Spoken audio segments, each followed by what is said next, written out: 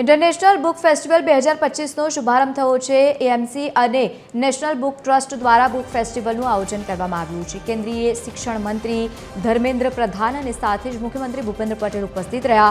મુખ્યમંત્રી ભૂપેન્દ્ર પટેલે કર્યું છે ઇન્ટરનેશનલ બુક ફેસ્ટિવલનું ઉદ્ઘાટન। નોંધનીય છે કે પ્રદેશ અધ્યક્ષ ભાજપના ધારાસભ્યો સહિત મેયર અને એએમસીના અધિકારીઓ પણ ઉપસ્થિત રહ્યા હતા। અલગ અલગ સ્કૂલના વિદ્યાર્થીઓ મોટી સંખ્યામાં બુક ફેરમાં ભાગ લેવા માટે પહોંચ્યા છે। પુસ્તક મહોત્સવમાં પુસ્તક પ્રદર્શનનું આયોજન કરવામાં આવ્યું।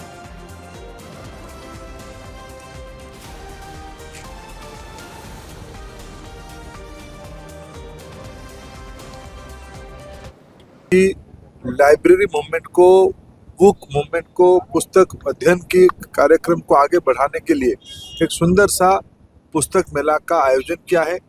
आज उद्घाटन हुआ है। आज 13 है, 10 दिन तक के पुस्तक मेला चलेगा। 23 तक के पुस्तक मेला यही रिवर फ्रंट में चलेगा। ये बहुत ही ग्लोबल स्टैंडर्ड के इंफ्रास्ट्रक्चर के तहत देश में हम अनेक पुस्तक मेला आयोजन करते हैं, लेकिन शायद अहमदाबाद पुस्तक मेला की अनोखी फीचर रहेगा। इस प्रकार की उत्साह, उमंग और नई पीढ़ी की उसमें जुड़ाव दिखने को मिलता है। અહીંયા બુક ફેરમાં બોલાવવામાં આવ્યો છે અને મને કેરેક્ટર આપવામાં આવ્યો છે નરસિંહ મહેતા। નરસિંહ મહેતા વિશે બધા મને આદિકવિ તરીકે બી ઓળખે છે અને મારું એક ભજન લોકપ્રિય ભજન વૈષ્ણવજન ખૂબ જ પ્રચલિત થયું છે। તેની આજે હું તમને બે લીટી સંભળાવીશ।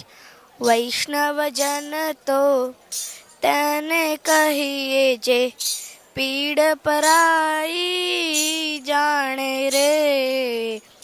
વૈષ્ણવજન તો તેને કહીએ જે પીડ પરાઈ જાણે રે। મને અહીંયા બુક ફેરમાં બોલાવવામાં આવ્યો છે અને મને કલાપીનું કેરેક્ટર આપવામાં આવ્યું છે। કલાપીનું પૂરું નામ સુરસિંહજી તકસિંહજી ગોહિલ હતું। તેમને લાઠી ગામના રાજવી પરિવારમાં એમનો જન્મ થયો હતો। તેમને ઘણી બધી ગઝલો લખી છે, તેમને પ્રવાસ નિબંધો લખ્યા છે અને ઘણા બધી નવલકથાઓ તથા ખંડકાવ્યો પણ લખ્યા છે।